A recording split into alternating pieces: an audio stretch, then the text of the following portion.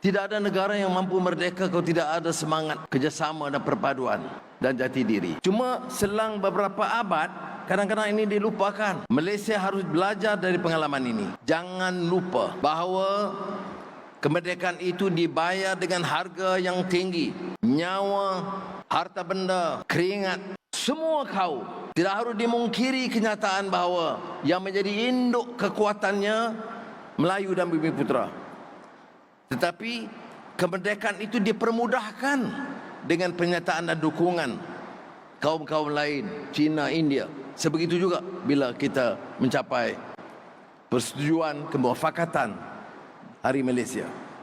Saya tekankan perkara ini kerana maksud saya nak sampaikan bahawa gejala memecah belahkan negara ini berdasarkan faham kaum, kabilah, wilayah mesti dihalang dengan keras dan tegas, kerana Malaysia itu lebih penting daripada faham-faham sukuan dan daerah. Tidak ada negara yang boleh bertahan kalau menerima hasutan kebencian antara kaum.